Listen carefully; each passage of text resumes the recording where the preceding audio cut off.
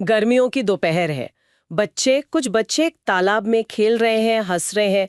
एक ऐसा पल जो मतलब बिल्कुल सामान्य और खुशियों भरा लगता है। लेकिन इसी सामान्य से दिखने वाले पल में एक अदृश्य शिकारी छिपा है।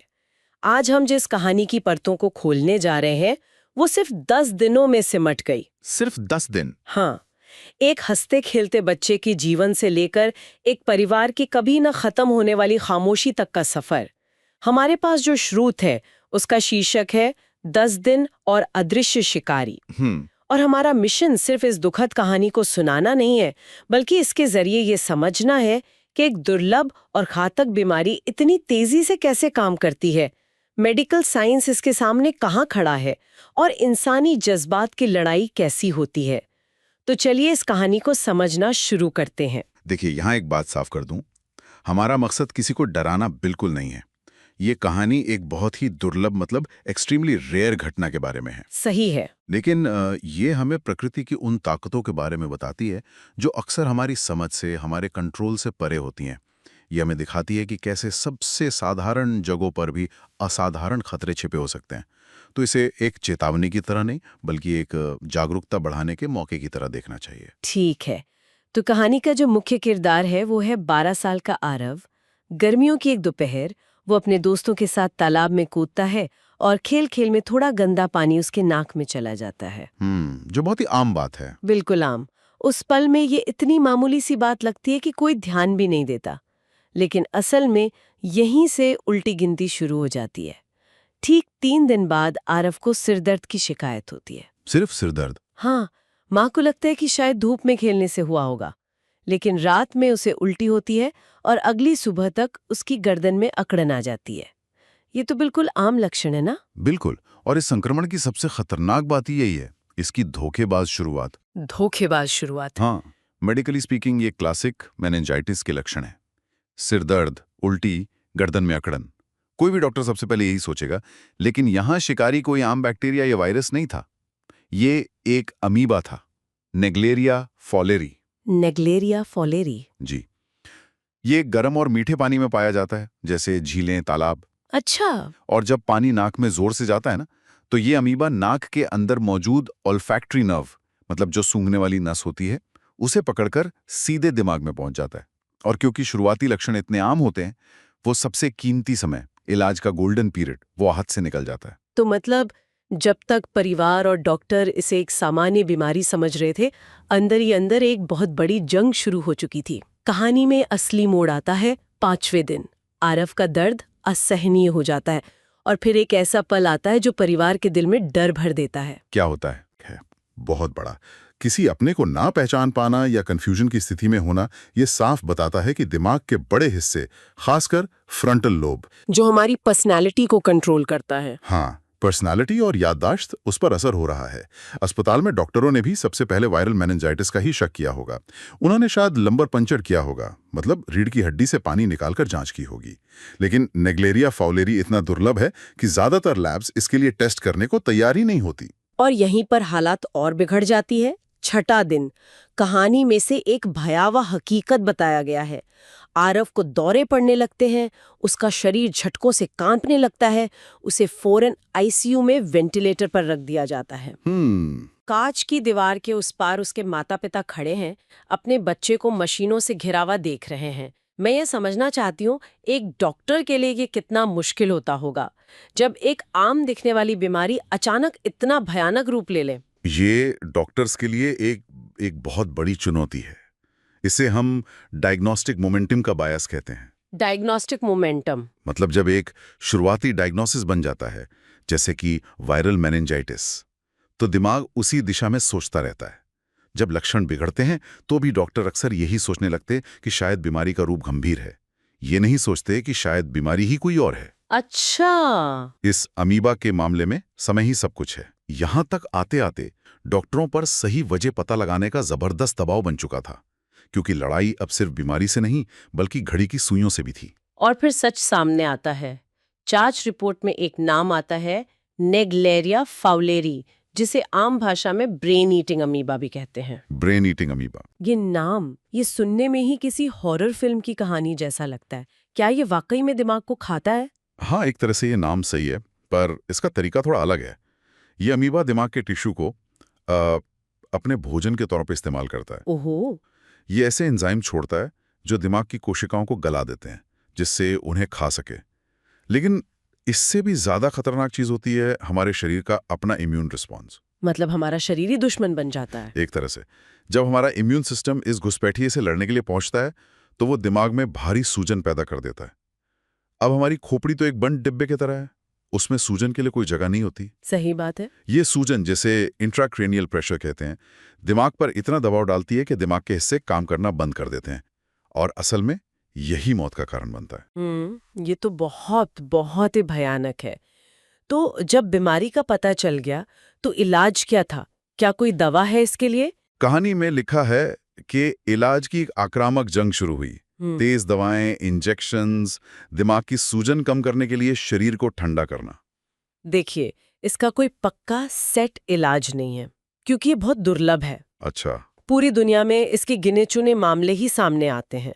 तो डॉक्टर एक कॉकटेल अप्रोच अपनाते हैं। वे एंटी फंगल दवाएं जैसे एम्फोटेरिसिन बी और कुछ एंटीबायोटिक्स और मिल्टोफोसिन जैसी एक्सपेरिमेंटल ड्रग्स का एक साथ इस्तेमाल करते हैं। और शरीर को ठंडा करना? हाँ, वो जो प्रक्रिया है जिसे थेराप्यूटिक हाइपोथर्मिया कहते हैं, वो दिमाग की सूजन को कम करने की कोशिश होती है। लेकिन सबसे बड़ी चुनौती है ब्लड ब्रेन बैरियर। दिमाग की सुरक्षा परत दवाओं को भी दिमाग तक पूरी मात्रा में पहुंचने से रोकती है, और जब तक निदान होता है, दिमाग को इतना नुकसान हो चुका होता है कि दवाएं भी बेअसर हो जाती हैं। पूरी दुनिया में? क्या कोई इससे बचा है? हाँ, कुछ गिने चुने मामले हैं। अमेरिका में कुछ सर्वाइवर हैं।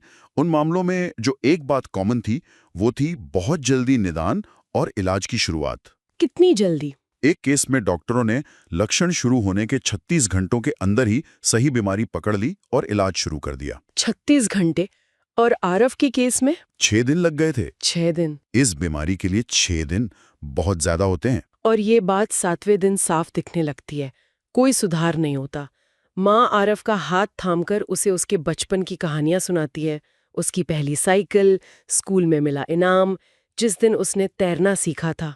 वो हर अच्छी याद को ताज़ा करने की कोशिश करती है। शायद इस उम्मीद में कि उसकी आवाज अंदर तक पहुंच जाए। हाँ, लेकिन आरव की तरफ से कोई प्रतिक्रिया नहीं होती। 8वें दिन तक डॉक्टरों की आवाज और धीमी हो जाती है। अब वे ब्रेन प्रेशर, परमानेंट डैमेज जैसे शब्दों का इस्तेमाल करने लगते हैं। पिता बस ईसीजी मॉनिटर को देखते रहते हैं। ये कहानी का सबसे मार्मिक हिस्सा है। मेडिकली इस स्टेज पर दिमाग का ज्यादातर हिस्सा काम करना बंद कर चुका होता है। माँ का कहानियां सुनाना वैज्ञानिक रूप से शायद कोई असर न कर रहा हो, लेकिन ये उस स्थिति में मानवीय जुड़ाव और प्रेम की सबसे शक्तिशाली कोशिश है। जब मेडिकल साइंस की सीमाएं सामने आ जाती हैं, तब इंसानियत और रिश्ते ही सहारा बनते हैं। डॉक्टरों का परमानेंट डैमेज शब्द का इस्तेमाल करना ये इस बात का संकेत है कि अब लड़ाई दिमाग को बचाने की नहीं रही। 9वां दिन। कहानी में इस दिन को खतरनाक रूप से शांत बताया गया है। तूफान के बाद की शांति। हाँ, बिल्कुल। कोई हरकत नहीं, कोई प्रतिक्रिया नहीं, कोई दौरा नहीं। स्कैन इस बात की पुष्टि कर देते हैं कि दिमाग को अपूरणीय क्षति हो चुकी है, यानी ऐसा नुकसान जिसकी भरपाई नहीं हो सकती। और फिर आता है 10वां दिन। सुबह के 4:32 आरव का दिल रुक जाता है।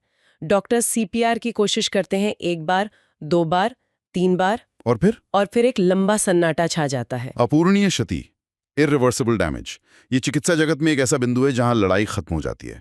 9वें दिन की शांति इस बात का क्लिनिकल संकेत थी कि दिमाग के स्तर पर जीवन समाप्त हो चुका है, भले ही मशीनें शरीर के बाकी अंगों को चला रही थीं। इसे ब्रेन डेथ कहते हैं ना? जी, ब्रेन डेथ।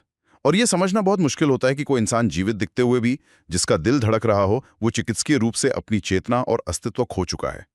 सीपीआर बस एक प्रक्रिया थी, पर डॉक्टर जानते थे कि वो जिसे वापस लाने की कोशिश कर रहे हैं, वो अब वहां नहीं था। कहानी का अंतिम दृश्य बहुत मुश्किल है। माँ जमीन पर गिर पड़ती है और पिता उसे खामोशी से थामे रहते हैं। आईसीयू की लाइटें धीमी हो जाती हैं। 10 दिन पहले जो बच्चा पानी में खिलखिला रहा था, अब नहीं था। और कहानी की अंतिम पंक्ति है, बाहर सूरज हमेशा की तरह उगाया, लेकिन उस परिवार के लिए गर्मियां अब कभी वैसी नहीं होंगी। प्रकृति का ये विरोधाभास बहुत गहरा है। आईसीयू के अंदर एक दुनिया खत्म हो जाती है, जबकि बाहर दुनिया का चक्र हमेशा की तरह चलता रहता है। सूरज का उगना इस बात का प्रतीक है कि दुनिया किसी के लिए नहीं रुकती, लेकिन उस परिवार के लिए समय हमेशा के लिए उस एक पल में ठहर गया है। तो ये थी 10 दिनों की यात्रा। एक तालाब में गूंजती हंसी से शुरू होकर आईसीयू की खामोशी में खत्म होने वाला सफर। ये कहानी हमें बहुत कड़वे तरीके से याद दिलाती है कि जीवन कितना नाजुक हो सकता है। हाँ, और ये कहानी एक बहुत ही दुर्लभ अमीबा के बारे में है, लेकिन ये हमारे लिए एक बड़ा सवाल भी छोड़ जाती है। हम अक्सर बड़े और स्पष्ट खतरों पर ध्यान देते हैं, सड़क दुर्घटनाएं, दिल की बीमारियां, प्रदूषण, है ना? बिल्कुल। लेकिन हम उन अदृश्य खतरों के बारे में कितना सोचते हैं, जो सबसे साधारण और खुशनुमा जगहों पर मौजूद हो सकते हैं। तालाब का मीठा पानी जो गर्मियों में राहत देता है, वही एक जानलेवा शिकारी का घर भी हो सकता है। ये हमें सिखाता है कि जागरूकता ही हमारी सबसे बड़ी सुरक्षा है। तो इसका मतलब ये नहीं है कि हम तालाबों में जाना बंद कर दें। नहीं, बिल्कुल नहीं, बल्कि ये कि हम सावधानी बरतें। गर्म रुके हुए पानी में तैरते समय नाक में पानी जाने से बचाएं, शायद नोज क्लिप का इस्तेमाल करें। छोटी छोटी सावधानियां। तो अंत में हमारे श्रोताओं के लिए सोचने वाली बात क्या है? मेरे ख्याल से सोचने वाली बात यह है कि ये खतरा भले ही दुर्लभ हो, लेकिन ये एक बड़े पैटर्न का हिस्सा हो सकता है। नेग्लेलिया फाउलेरी गर्म पानी में पनपता है। जैसे जैसे क्लाइमेट चेंज की वजह से दुनिया का तापमान बढ़ रहा है, वैसे वैसे इन जैसे सूक्ष्म जीवों के पनपने के लिए नए इलाके बन रहे हैं। जो अमीबा पहले सिर्फ दक्षिणी राज्यों की गर्म झीलों में मिलता था, वो अब उत्तर की ओर भी पाया जाने लगा है। अच्छा, तो ये सिर्फ एक घटना नहीं, एक चेतावनी भी है। बिल्कुल। तो ये कहानी सिर्फ एक परिवार की त्रासदी नहीं है, ये हमारे बदलते पर्यावरण और उसके अनदेखे खतरों की भी एक चेतावनी है। हमें सिर्फ उन खतरों के लिए तैयार नहीं रहना है जिन्हें हम जानते हैं, बल्कि उनके लिए भी तैयार रहना है जो हमारे गर्म होते ग्रह के साथ उभर रहे हैं।